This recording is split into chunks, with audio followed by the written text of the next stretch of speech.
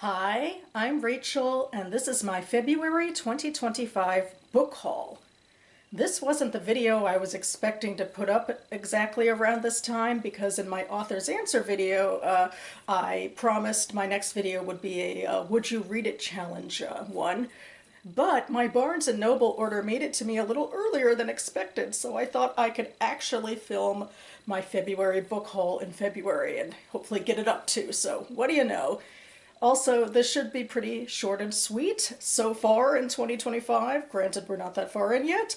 I've been keeping to very short book hauls and, also with a lot of utility behind why I'm immediately buying the books.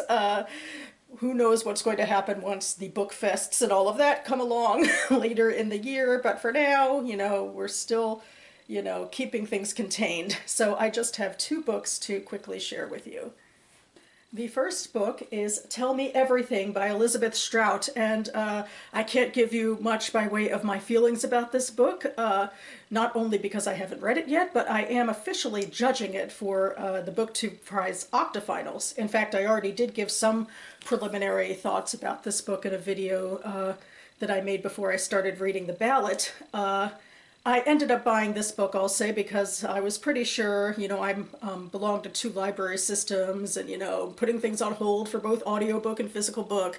And it's pretty unlikely that I'll get this from the library before the ballot is due. So I had to go ahead and buy it. And I can say I think still that, I like Elizabeth Strout as a writer, at least what I've read of her so far, so it doesn't necessarily, feel too bad to actually have to buy this book.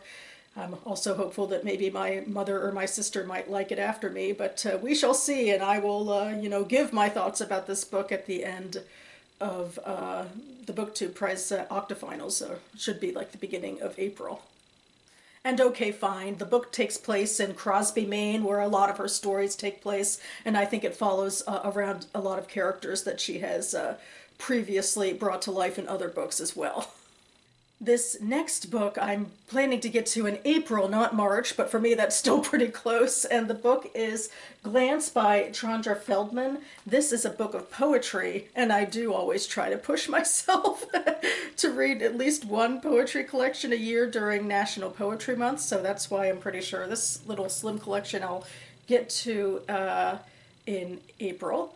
And like a lot of the poetry collections I decide to give a chance, I found it through the Jewish Book Council website, and particularly the National Jewish Book Awards, where I believe this was a finalist last year in poetry. And I'll read from the back.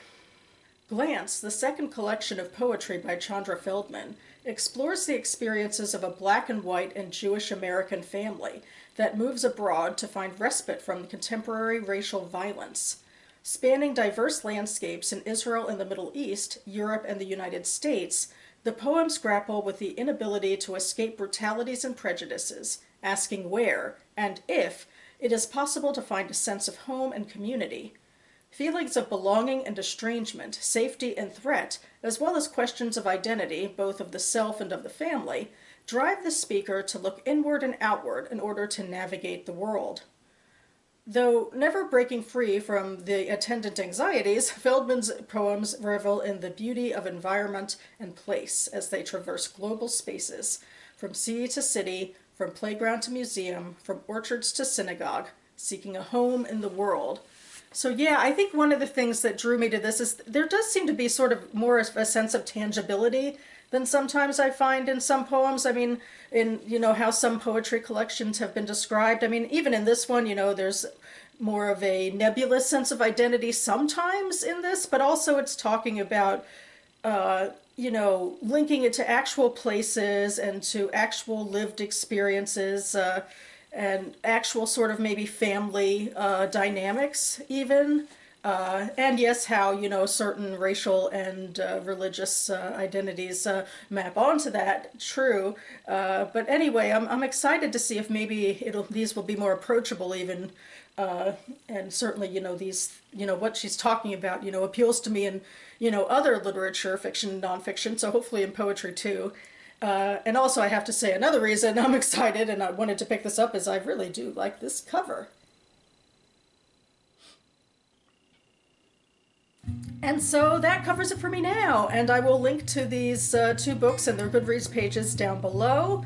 And now expect to see me next on this channel, you know, probably in March by this point, with my Would You Read It Challenge video, where I look at a BookTube ballot from yesteryear and read the first page, or, you know, a couple paragraphs and talk about those, because I am allowed to talk about those at least. So stay tuned for that.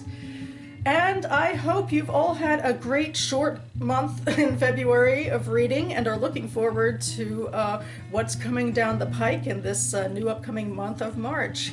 And that you've also acquired some books as well, big or small, however your hauls have lined up. So thanks so much for watching, everyone, and I'll see you next time.